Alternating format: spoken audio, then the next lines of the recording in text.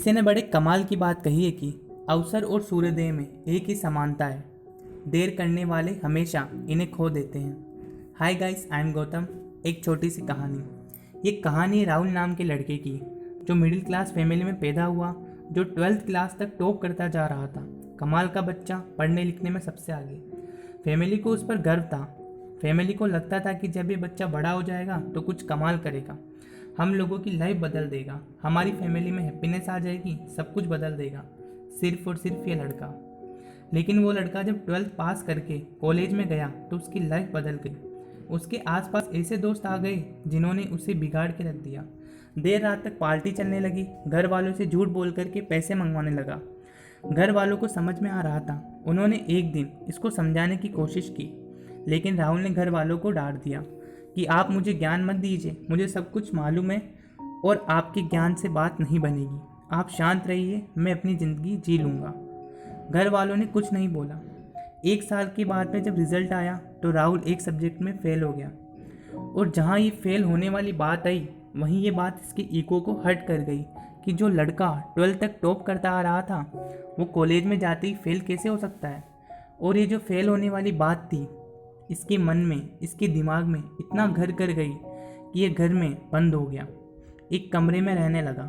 घर वालों से बात करना बंद कर दिया, दोस्तों के फ़ोन उठाना बंद कर दिया, यहाँ तक कि बाहर आना जाना बंद कर दिया।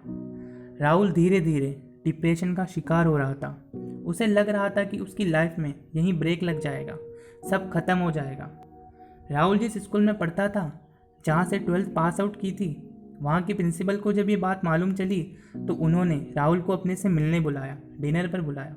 वो इनविटेशन को मना नहीं कर सका, इसको मानना ही था, न्योता आया था। प्रिंसिपल साहब के यहाँ जाना था तो राहुल पहुँचा शाम में, और इसने देखा कि प्रिंसिपल साहब गार्डन में बैठे हुए थे, अंगीठी पर हाथ ताप रहे थे। सर्दी का माहौल था, ये भी जाकर के बैठ गया। उन्होंने पूछा कि क्या हाल चाल है बेटा, क्या चल रहा है, तो कुछ नहीं बोला। 10-15 मिनट तक दोनों के बीच में कोई बातचीत नहीं हुई। तो प्रिंसिपल साहब ने सोचा कि क्या अलग किया जाए।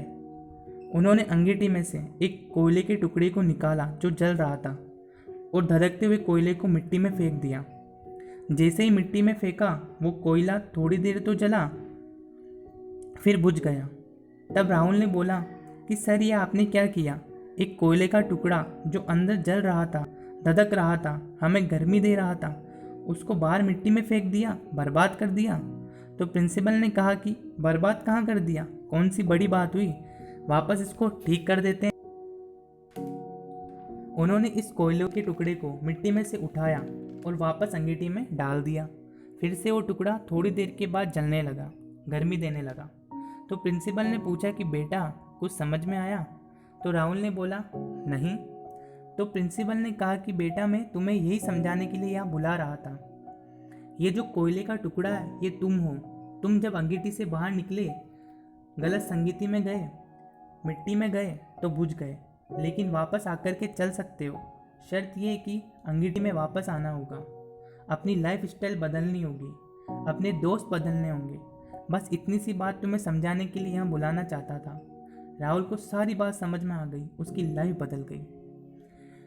हम में से कई सारे लोग ऐसे हैं जो डिप्रेशन का शिकार हैं, सिर्फ और सिर्फ एक घटना की वजह से। हो सकता है ज़िंदगी किसी मोड़ पर आप फेल हो गए हो और आपको लग रहा हो कि सब कुछ बर्बाद हो गया, इससे आगे कुछ नहीं हो सकता। So friends, life goes on, जिंदगी चलती रहती है। So just keep going. Life goes on, so just keep going. चलते रहिए, सब कुछ अच्छा होगा, ये विश्वास रखिए। एक बार फिर आपसे यही कहूँगा, अगर फेल होना बहुत बड़ी बात है तो ऐसा मत सोचिए। फेल होने के बाद बाउंस बैक करना सबसे कमाल और सबसे ज़रूरी बात है। ऐसे कई सारे एग्जाम्पल्स हमारे सामने हैं जो फेल हुए, लेकिन उन्होंने वापसी की, कमबैक करने के लिए तैयार रहिए। डिप्रेशन को बाय बाय कहिए और कर दिखाइए कुछ ऐसा कि दुनिया करना चाहे आपकी।